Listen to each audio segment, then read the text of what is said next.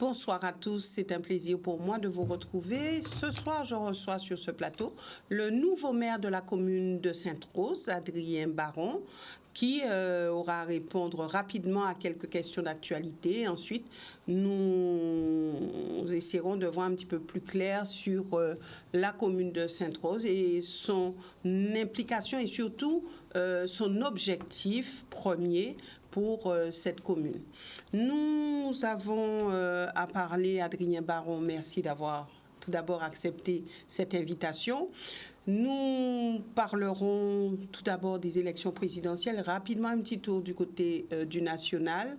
Est-ce que vous vous intéressez à cette élection et est-ce que vous êtes fixé sur ce que vous ferez? D'abord, bonsoir à vous et puis bonsoir aux téléspectateurs de la Guadeloupe.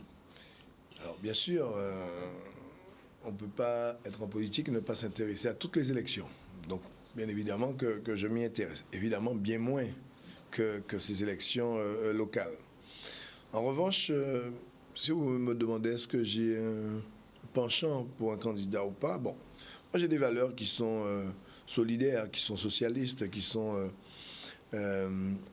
tournées autour du partage. Donc, bon, j'ai un œil, j'avoue, un peu plus sensible autour des candidats qui présenteraient un programme qui serait plus solidaire. En revanche, aujourd'hui, au moment où je vous parle, j'avoue que, bon, mis à part l'éclatement de la gauche, qui aujourd'hui ne correspond plus à grand-chose, on doute aujourd'hui qu'il puisse y avoir un candidat de la gauche, issu de la gauche pure, qui puisse être en capacité de pouvoir figurer au second tour.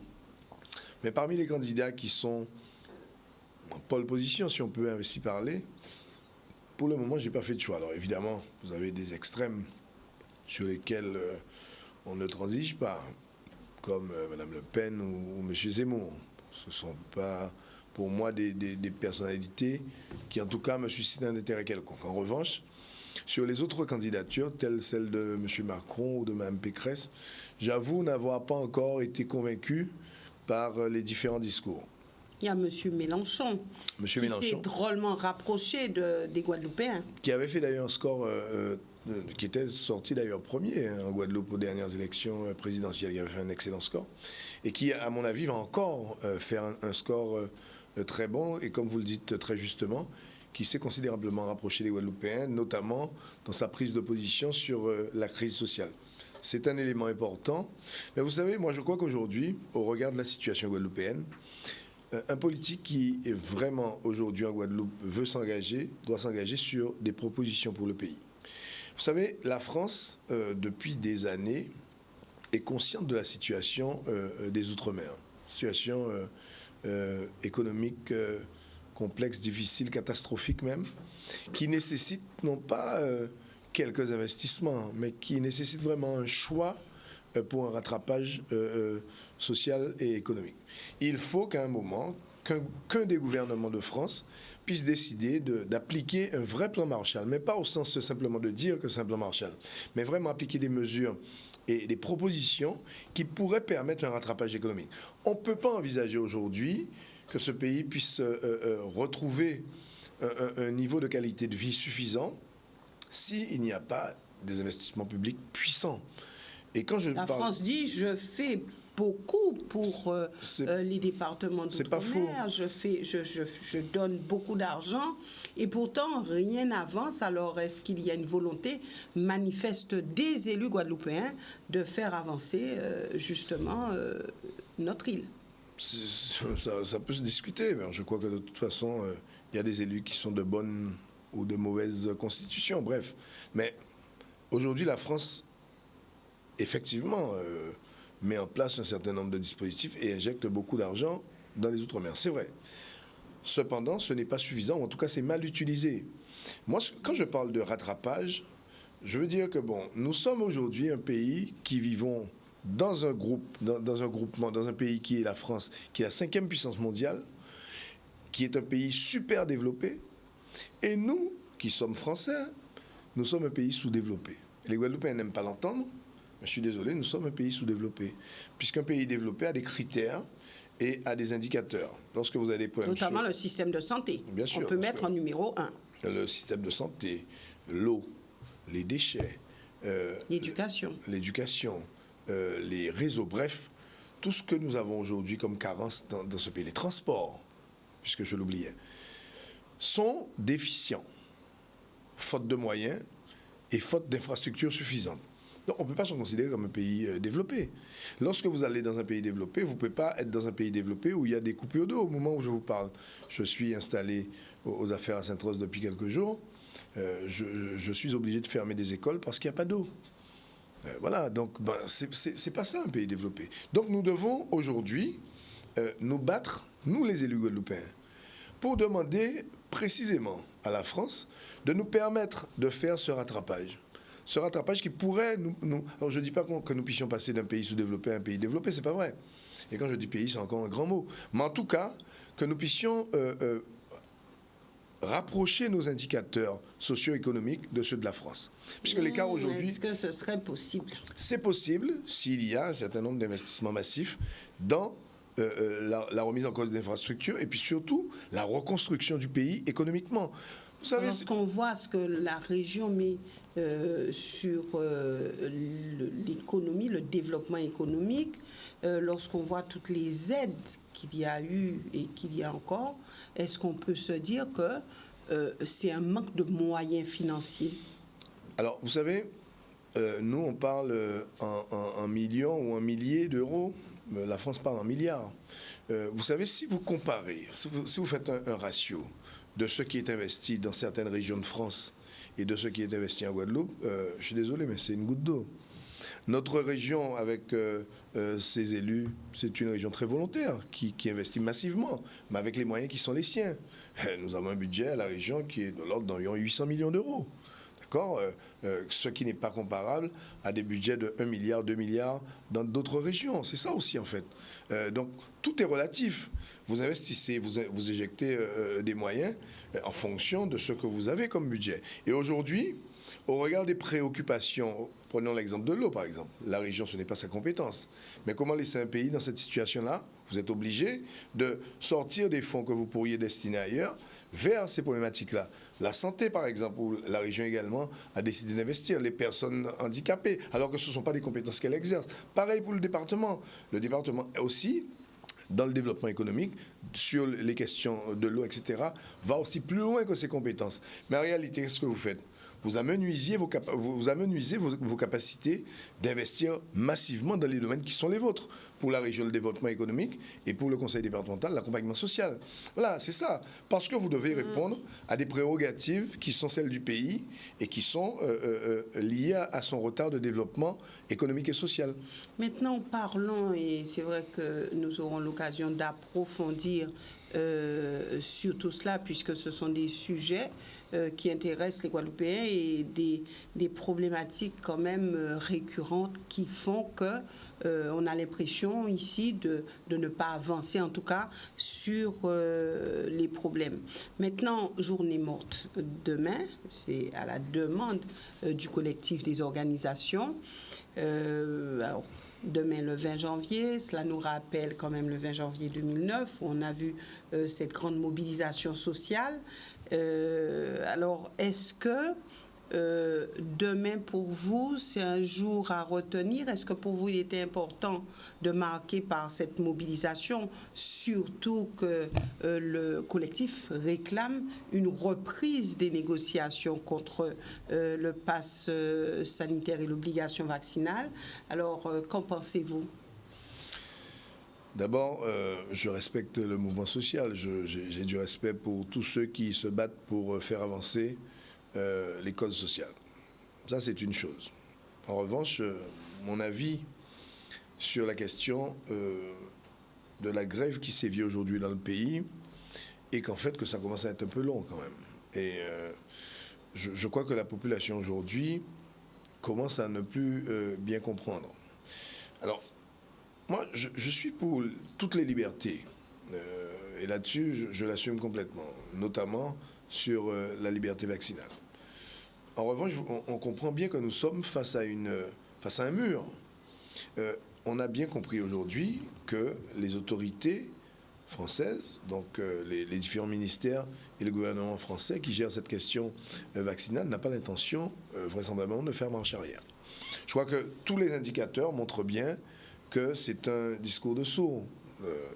Je sais que, en Martinique, les choses évoluent du point de vue politique, où les Tchimi demandent la non-application. Encore que nous avons en Guadeloupe 2 mois de plus que les Tchimi, puisque M. Letchimy, eux, ils ont prolongé jusqu'au 31 décembre pour ne pas envisager les suspensions, et ils ont commencé les suspensions à partir de maintenant, au mois de janvier. Nous, depuis le mois de novembre, les suspensions ont lieu. Alors, on ne peut pas se ravir de ça, évidemment. Et comme je dis, je comprends parfaitement les familles qui sont aujourd'hui sans salaire depuis 2 mois. C'est extrêmement difficile. Vous avez en plus en pleine période festival où vous devez acheter les cadeaux pour vos enfants et puis faire tourner votre foyer. Bref. Mais ne doit-on pas aujourd'hui réviser nos positions et envisager d'autres solutions? Parce que est-ce qu'on va encore continuer ce mouvement pendant encore 2, 3, 4, 5 mois, on ne sait pas, puisqu'aujourd'hui, moi je doute très fortement que le gouvernement français puisse faire marche arrière. Peut-être. Et peut-être que, en regardant les voisins, peut-être, puisqu'il y a des pays qui disent on arrête tout, maintenant on va soigner comme on soigne une grippe, et puis on en a marre et on arrête tout ça, cette histoire de vaccination, cette histoire de passe sanitaire, cette histoire de... On arrête. Alors peut-être que le comportement des voisins poussera la France à agir autrement. Alors peut-être que le collectif a mal compris le message des élus. Mais les élus guadeloupéens, à aucun moment, n'ont jamais été contre le mouvement social qui s'est mis en place. À aucun moment, je crois que simplement nous nous sommes trouvés un moment pris dans une nasse, en fait. Comment voulez-vous répondre à des questions sur lesquelles vous n'êtes pas compétent? Que faire? Vous pouvez faire 1000 rencontres, 10 000 même si vous voulez. Mais à quel moment peut-on prendre une décision si vous n'êtes pas celui qui abrite la décision? Aujourd'hui, c'est l'État qui peut décider. Alors, c'est vrai que les positions évoluent. Et on se rend compte d'ailleurs avec le variant Omicron que, finalement, on a l'impression que les choses redeviennent un petit peu plus simples. Mais n'oubliez pas tout de même qu'il y a énormément de personnes qui ont déjà souffert du Covid, qui sont morts ou qui ont failli mourir et qui ont vécu cela très difficilement. Et donc, on ne peut pas non plus prendre cela à la légère. Et certains parfois vaccinés d'ailleurs aussi, puisque on n'est pas à l'abri pour autant totalement lorsqu'on est vacciné. Mais a priori, parole de scientifique, il semblerait que il vaut mieux être vacciné que non. Alors, moi, je ne vais pas dire aux gens de se vacciner. C'est pas ma mission, ça. C'est pas mon travail. Je n'ai pas à dire de se vacciner ou de ne pas se vacciner. C'est pas le sujet. Chacun prend ses responsabilités. Chacun choisit en âme et conscience de se faire vacciner ou pas. Sauf qu'aujourd'hui, nous sommes devant une institution qui nous dit que lorsque vous êtes à l'hôpital, il faut être vacciné. Voilà le nœud du problème. Et vous savez, nous les Guadeloupéens, nous pourrons être autant solidaires que possible. Nous pourrons, moi je comprends parfaitement, j'ai plein d'amis qui sont concernés par ce mouvement-là. Malheureusement, pour ça, il faut qu'il y ait une décision. Pour vous, il n'y a pas d'issue, ça n'ira nulle part? Écoutez, je suis très inquiet sur l'issue du mouvement et c'est pour ça que, tous les jours, je tente de voir comment on pourrait trouver une solution de sortie, de réfléchir tous les jours pour savoir s'il n'y aurait pas autre chose. Mais au regard de ce que je vois en France métropolitaine et dans les autres départements d'outre-mer, très honnêtement, je suis très pessimiste. Ouais. Donc pour vous, ça ne sert à rien de continuer? Non, je veux dire que, comme je dis, le mouvement social, des fois, lorsqu'il va à son bout, trouve solution. Simplement, j'attire l'attention tout de même de tout le monde sur le pays qui est déjà très largement dégradé. Et moi, dans ma commune, qui est une commune de grande revendication, la commune de Sainte-Rose, j'essaye de discuter positivement avec les jeunes lorsque c'est possible. Nous allons y arriver. C'est ça. Mais, sur cette question. Mais vous savez, moi, je peux comprendre la difficulté, puisque lorsque vous êtes sur une position, puisque finalement aujourd'hui, quand on regarde bien, tous ceux qui sont impliqués dans cette affaire n'ont plus rien à perdre. Ils ont plus ou moins perdu leur emploi après 30, 40 ans. C'est un drame, ça. C'est carrément un drame. Après 30 ans ou 40 ans dans une fonction, on vous dit que maintenant c'est terminé parce que vous n'êtes pas vacciné. C'est dramatique. Puisque, comment expliquer ça? Et vous avez des personnes qui y vont finalement, un peu par la force, qui se disent, finalement, je vais me vacciner. Mais il y en a d'autres qui ne veulent pas. Et ceux-là, malheureusement, c'est un drame pour eux. Donc, il faut, en tout cas, que nous devons retenir, c'est qu'à la fin de cette affaire-là, lorsque le processus arrivera à son terme, et si les autorités ne décident pas de faire autrement, il faudra que toutes ces familles puissent retrouver une situation et qui ne soient pas en situation de non-emploi. Et ça, c'est le plus dramatique et c'est ce que nous craignons le plus en réalité. C'est pour ça qu'on envisage déjà d'autres solutions au cas où les choses ne tourneraient pas dans le bon sens. Mais ceci dit, comment dire à quelqu'un qui milite pour quelque chose pour lequel il croit de lui dire de s'arrêter? Non, je ne peux pas dire ça. Je ne peux pas dire ça. Simplement, je suis inquiet sur l'issue. Voilà, maintenant, parlons de la commune de Sainte-Rose. Vous êtes le nouveau maire. Comment avez-vous, première question sur le sujet, comment avez-vous vécu cette élection? Alors honnêtement. J'ai vécu l'issue de manière très heureuse, mais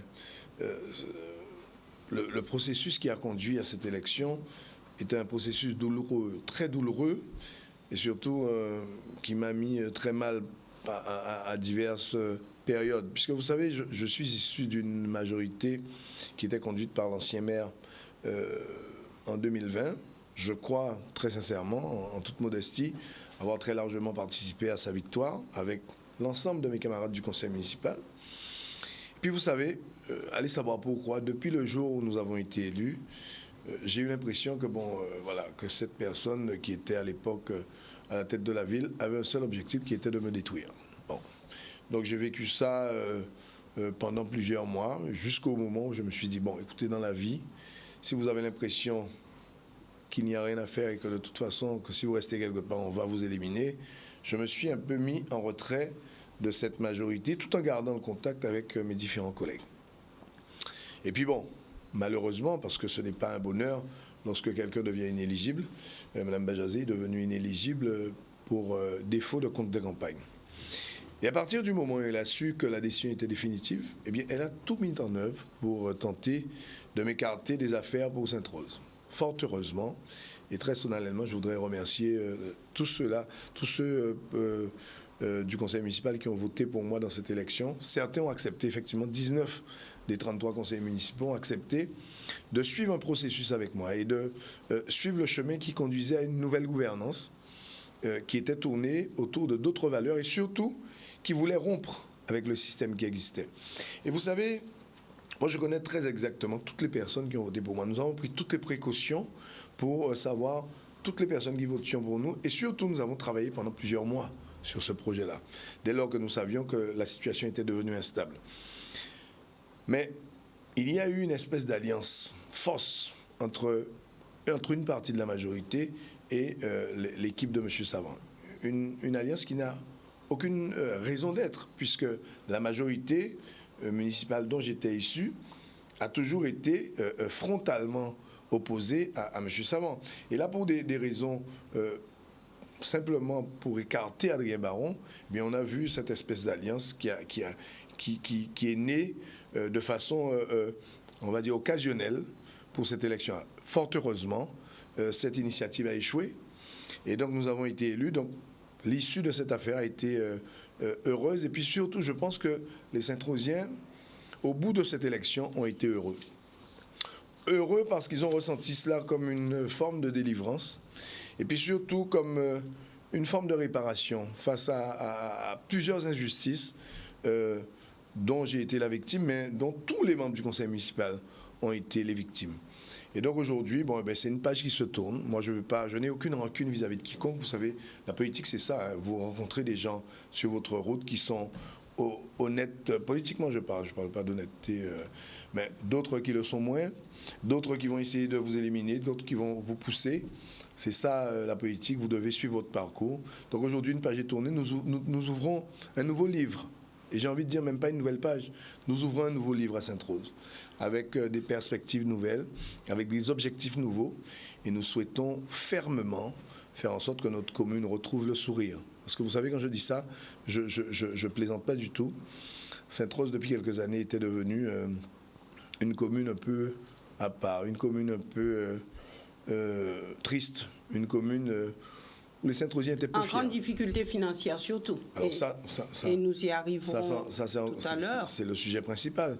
Mais même au-delà de la situation financière catastrophique, une commune où il n'y avait plus de projet, une commune où il y avait une division politique et où les gens s'opposaient systématiquement. Aujourd'hui, ce que nous souhaitons, et c'est mon ambition pour les Saint-Rosiens, c'est que nous puissions créer une communauté solidaire.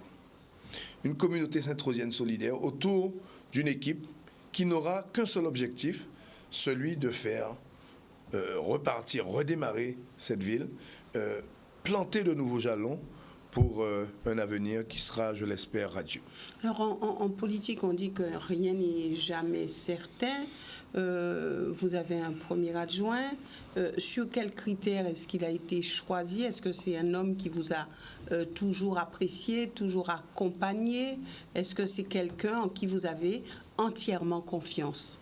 D'abord, mon premier adjoint, c'est Henri Yakou. C'est un homme d'une grande expérience, d'une part politique, mais qui n'a jamais eu l'occasion jusqu'à aujourd'hui d'exercer. Surtout qu'il y a eu un parcours professionnel exemplaire, qui était directeur de la Caisse générale de sécurité sociale. Donc, un homme qui ma foi, et à mon avis, est un homme d'une grande qualité. Nous n'étions pas des amis. Nous avons commencé à travailler ensemble après 2020. Nous étions adversaires en 2020. Mais je salue et je voudrais lui rendre hommage à M. Yakou parce que depuis 2020, après les élections, après la communauté d'agglomération, il m'a proposé de travailler avec moi. Et en me disant, bon écoute Adrien, voilà, maintenant je suis avec toi, je bosse avec toi et je suis à ta disposition. Et c'est vrai que bon, on aurait pu dire que c'était calculé, mais en fait non, puisqu'à l'époque il n'y avait rien à donner. Il n'y avait pas, Mme Bajazine n'était pas inéligible, nous étions simplement dans un groupe de travail et il me disait, bon écoute, je suis là pour t'aider, utilise-moi en fait. Et il s'est trouvé que bon, ben voilà, cette opportunité s'est présentée. Nous sommes allés aux élections cantonales ensemble. Il a soutenu ma candidature sans strictement rien demander. Alors certains peuvent me dire oui, mais bon, il faut se méfier parce que c'est le premier adjoint, parce qu'il avait des ambitions. Oui, peut-être. Mais je ne suis pas en soi inquiet. Je crois que jusqu'à aujourd'hui, il a été très clair. Et je n'ai aucune inquiétude, d'ailleurs je lui fais pleinement confiance et je crois que nous allons faire du bon travail parce que grâce à son expérience, grâce à son réseau, grâce à ses qualités, eh bien, il va aider toute l'équipe. Et d'ailleurs, M. Henri Yakou n'est pas seul dans cette équipe. Certes qu'il est premier adjoint, mais nous avons 18 autres conseillers, 17 pardon, puisque lorsque vous sortez Yakou et moi, vous avez 17 autres conseillers municipaux qui sont, premièrement, extrêmement motivés, et je crois que c'est l'élément essentiel lorsque vous avez une équipe qui arrive aux responsabilités, des gens très motivés, des personnes qui, depuis un certain nombre de temps, travaillent sur un nouveau projet saint-rosien, donc qui sont très motivés, qui ont organisé depuis quelques mois cette arrivée aux responsabilités, et puis des gens qui sont compétents, qui viennent de secteurs professionnels différents, donc une équipe homogène, et puis surtout, je crois que c'est l'élément le plus important, une équipe solidaire. C'est important parce que des fois, vous avez des personnes qui tirent chacun d'un côté. Vous savez, nous sommes installés depuis 3 jours. Puis depuis 3 jours, nous sommes en mairie, depuis le matin à 7 heures. Là, vous savez, je sors de la mairie avant de venir ici. J'ai eu un petit pépin avec ma voiture, mais depuis là, nous avons travaillé toute la journée, depuis 3 jours. Tous les élus sont présents, pour la plupart. Nous révisons l'ensemble des dossiers. La charge est immense. Mais je sens une motivation extraordinaire et c'est ce dont Sainte-Rose a besoin aujourd'hui. Alors, vous avez parlé de votre équipe qui est soudée. Comment pensez-vous faire pour conquérir le cœur de tous les Sainte-Rosiens? D'ailleurs, je crois qu'aujourd'hui, je n'ai pas à conquérir le cœur des Sainte-Rosiens. Le cœur des Sainte-Rosiens est conquis. La question aujourd'hui est de savoir comment garder le cœur des Sainte-Rosiens. Parce que les Sainte-Rosiens seront extrêmement exigeants vis-à-vis de moi, et je le sais. Aujourd'hui, il y a une attente qui est très forte. Donc, je sais bien, je mesure bien la responsabilité qui m'incombe et surtout la charge de cette responsabilité. Je vais faire de mon mieux. Je sais que les décisions que nous prendrons seront parfois difficiles. Je sais que je ne serai peut-être pas l'homme le plus populaire de Sainte-Rose dans quelques mois. Mais tout ce que je ferai pour Sainte-Rose dans les jours, dans les semaines et dans les mois qui viennent seront pour permettre à un avenir, disons, à moyen terme, que nous puissions retrouver cette commune-là. Comment pouvez-vous comprendre qu'une collectivité comme Sainte-Rose, deuxième territoire de Guadeloupe, une collectivité, un territoire qui a un potentiel extraordinaire, ne soit pas en capacité aujourd'hui d'acheter une pointe bic. Que nous puissions demander, par exemple, parfois, appeler à la solidarité des agents pour qu'ils puissent travailler dans des bonnes conditions, que nous puissions pas être en mesure de payer l'essence, que nous puissions pas être en mesure de payer le minimum pour travailler dans des bonnes conditions. Vous savez, aujourd'hui, vous devez aller voir les agents et leur demander sincèrement de participer avec vous à ce mouvement-là. Moi, je suis allé au service technique avant-hier, et j'ai demandé aux agents, avec mes collègues du conseil, on a besoin de vous, on a besoin de votre solidarité, on a besoin que vous puissiez participer avec nous à ce mouvement-là. À la limite, j'avais envie de leur dire, faites comme si c'était Azot aussi, ce qui est le cas d'ailleurs, parce qu'aujourd'hui, nous sommes sinistrés. Donc nous allons, comme je vous le dis, au fur et à mesure du temps, évoluer vers une situation positive, mais ce pour lequel je suis sûr, c'est qu'aujourd'hui, les Saint-Rosiens sont contents, donc ils nous ont dans leur cœur. Ça, je n'ai aucun doute. Quelle sera votre plus grande difficulté? Vous en avez parlé tout à l'heure, c'est résoudre ce déficit qui est colossal et qui est un déficit de fonctionnement. Vous savez, on ne finance pas le fonctionnement, hein. Ce n'est pas de l'investissement. C'est du déficit qui a été créé par une mauvaise gestion, par des recrutements excessifs, par un gaspillage de l'argent public. Et donc, au fur et à mesure des années, ça s'est accumulé. Aujourd'hui, nous sommes à cette situation catastrophique, avec des relations exécrables avec les services de l'État. Moi, je ne suis pas un cow-boy, moi, je ne suis pas là pour défier les services de l'État. Et d'ailleurs, moi, j'ai clairement dit à monsieur le préfet que je souhaite renouer des relations correctes avec les services de l'État. Nous ne sommes pas là pour quémander quoi que ce soit, mais nous voulons entretenir des bonnes relations pour que nous puissions être aidés, puisque nous sommes bien conscients de la situation. En quelques chiffres, quelle est la situation financière? Nous sommes à plus de 30 millions de déficit, 31 millions aujourd'hui, puisque nous avons hérité d'une situation cette année supplémentaire dans le transfert de l'eau qui a généré un déficit supplémentaire. 31 millions. Lorsque vous avez 31 millions de déficit, c'est carrément une catastrophe. Le rapport de la Chambre régionale des comptes sera disponible dans les prochains jours et je le présenterai à la population.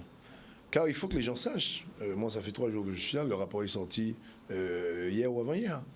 Il faut que les gens sachent comment les choses se sont passées. Et moi je suis là pour assumer ces 31 millions. Je ne vais pas me défausser, je ne vais pas me cacher, je ne vais pas dire que c'est les autres. Non, je ne vais pas faire ce que les autres font d'habitude lorsqu'ils sont devant une difficulté pour dire oui mais c'était pas moi, c'était les autres. Oui c'est vrai que c'était pas moi.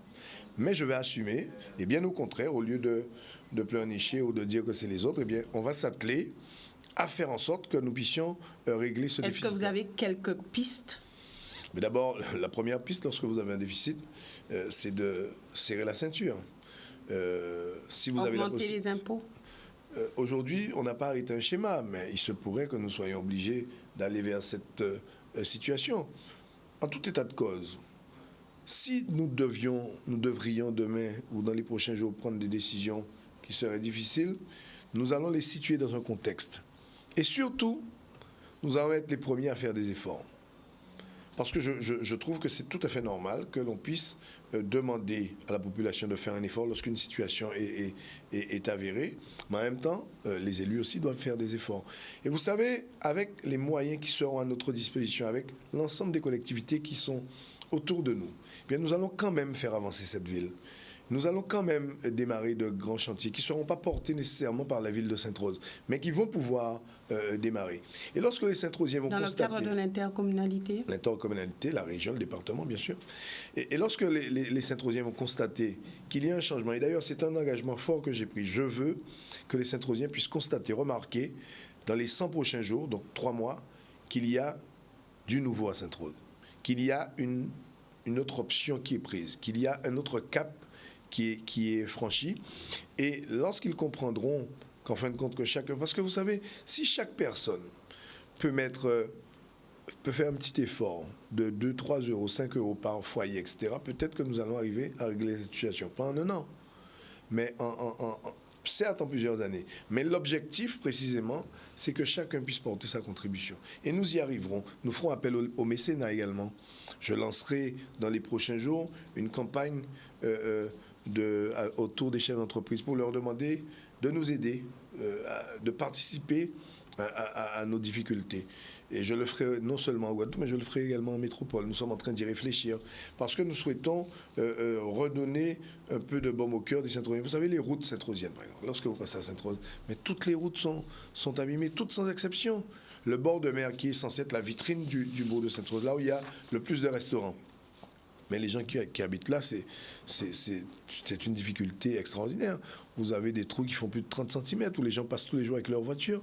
Bref, on va devoir, bien évidemment, cravacher dur, mais je pense qu'en retour, ils verront que nous sommes positifs et que nous voulons redresser la ville. Alors, comment pensez-vous dénouer ce nœud gordien qu'on appelle la Boucan? Alors, la République de la Boucan, comme on l'appelle, on voit que c'est un endroit assez sensible et très sensible, et pas seulement depuis cette mobilisation sociale. Depuis plusieurs années, on sait que le pont de la Boucan a toujours été le premier à être je vais dire, en difficulté lorsqu'il y a des mécontentements. Alors, est-ce que vous y avez réfléchi déjà? D'abord, vous devez savoir que Sainte-Rose est un siège de la revendication. C'est un siège de la revendication depuis des années. Historiquement, c'est une commune, n'oubliez pas, qui abritait beaucoup d'usines agricoles.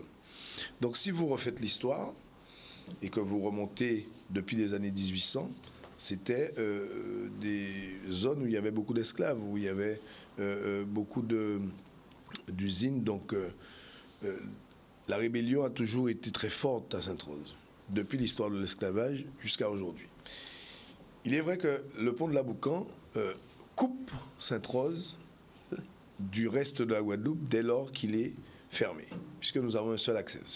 C'est un peu comme la Gabarre à l'époque, lorsque vous mettiez un obstacle à la Gabarre, la Guadeloupe était coupée en deux. Aujourd'hui, vous avez l'alliance qui fait que, bon voilà, c'est moins efficace. Mais la situation est toujours la même pour Sainte-Rose. Nous n'avons pas de deuxième déviation, en tout cas pas encore. Je crois que le président Chalus y travaille à grands pas. Donc, c'est vrai que lorsque vous bloquez le secteur de la Boucan, eh bien, vous avez cette situation de blocage. Mais en réalité, quand vous regardez bien, c'est pas plus compliqué à la Boucan qu'ailleurs. Lorsque vous bloquez, par exemple, Bémao, vous avez 150 façons de sortir de Bémao pour arriver ailleurs. Sauf qu'à Sainte-Rose, c'est un seul accès. En revanche, la puissance que dégagent toutes ces personnes, ces jeunes et moins jeunes, cette puissance qu'ils peuvent montrer négative lorsqu'ils sont en colère, imaginez seulement une seule seconde que cette puissance puisse être retournée en positivité. C'est exactement ce sur lequel nous travaillons. Et aujourd'hui, vous savez, l'ensemble de la jeunesse sainte-rosienne travaille autour d'un projet. Ils travaillent autour d'un projet avec nous, avec moi-même, au conseil départemental, à la ville de Sainte-Rose. Nous travaillons sur un projet avec tous ceux qui sont sur les barrages pour tenter de porter solution à certains de leurs problèmes, voyez-vous. Mais, évidemment, ça n'empêche pas que la contestation soit forte, puisque les solutions n'arrivent pas tout de suite.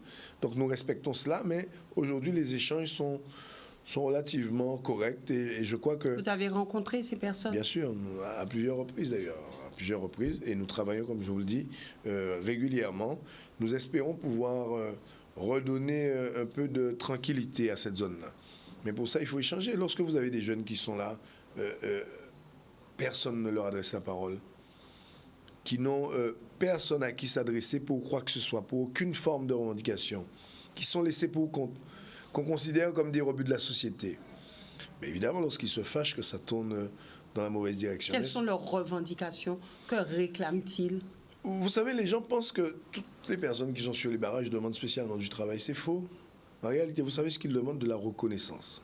Ils veulent du lien social. Vous savez, il y a beaucoup de jeunes qui sont sur les barrages, qui disent simplement que, bon voilà, cette société-là, elle nous a exclus, elle nous a mis de côté. Nous sommes les souterrains. Ces jeunes, ils veulent exister, ils veulent avoir l'impression que cette société les reconnaît comme des Guadeloupéens à part entière. En quoi faisant? Parce qu'aujourd'hui, précisément, comme je vous dis, il n'y a plus de lien social, ils sont laissés pour compte, on ne s'occupe pas d'eux. Je prends un exemple tout simple. Vous savez que les jeunes qui sont sur les barrages, on propose des mesures au conseil départemental, nous les premiers, à la région, etc., Mais la NPE, mais vous savez que des fois, les jeunes qui sont sur les barils ne sont jamais allés dans une de ces maisons. Ni la NPE, ni la mission locale, ni rien du tout. Parce que c'est souvent des jeunes qui, au bout d'un processus qui n'a pas fonctionné, se retirent un peu de ce qu'on appelle le système. Et d'ailleurs, c'est pour ça qu'ils vous disent qu'ils ne sont pas dans le système. Nous pas un système là. Nous pas un système azote. Et ils regardent une société où certains sont heureux et où on leur place, et eux, ils sont dans un autre système. Donc, qu'est-ce qu'ils font, eux? Eh bien, ils créent leur système. Et ils créent même leur écosystème. Donc, ils fonctionnent en vase fermé. Et ils créent aussi même jusqu'à créer leur économie. Voyez-vous? Et si vous ne cassez pas ce mouvement-là, mais comment casser le mouvement? C'est en discutant avec eux. C'est en leur proposant de fonctionner, de travailler ensemble. En mettant en place des alternatives. En mettant en place des alternatives. Vous savez, le mouvement associatif aujourd'hui en Guadeloupe, il faut reconnaître qu'il est mort. On n'a plus ce rôle que jouaient les associations il y a de ça quelques années. C'est terminé aujourd'hui. Il faut relancer ça, ce mouvement associatif. Aujourd'hui, c'est vrai que les collectivités sont un peu frileuses pour financer les associations comme nous le faisions à une certaine époque. Mais il faut réinventer l'accompagnement des associations. Et nous, à Sainte-Rose, nous allons tenter cette expérience. Recréer du lien social par un nouvel investissement auprès des associations. Parce qu'il ne suffit pas de prendre des associations qui sont professionnalisées pour les emmener dans les quartiers parce qu'ils ont effectivement une certaine maîtrise professionnelle des questions.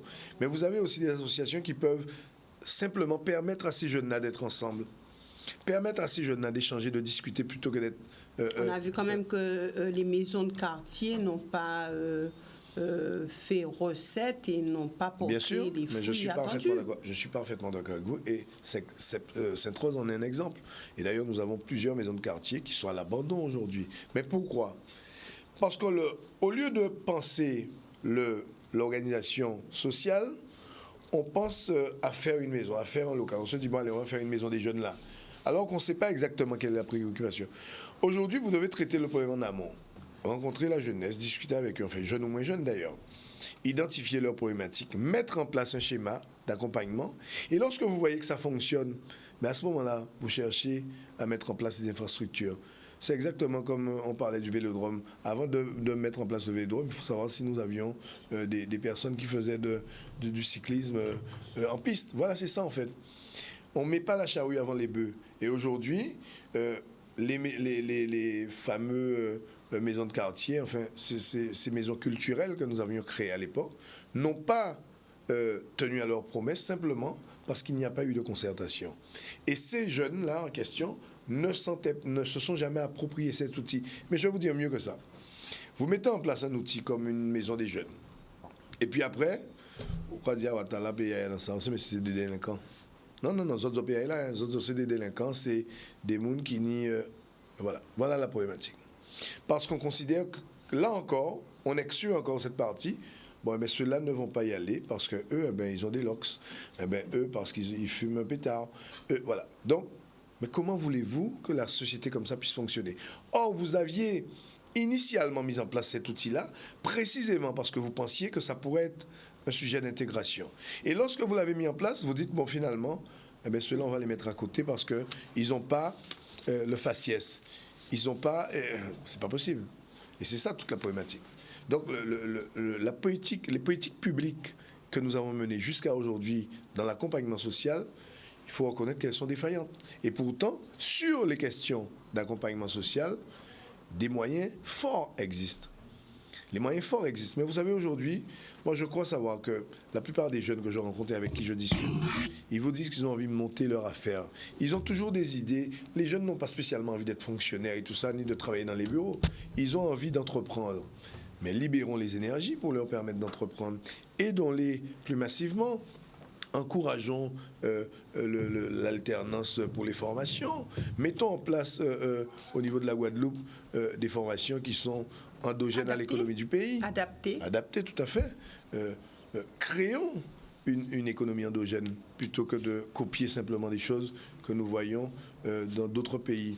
Nous avons la possibilité, nous avons des voisins caribéens qui ont des modèles économiques qui sont calqués sur leur potentialité. Nous devons faire la même chose.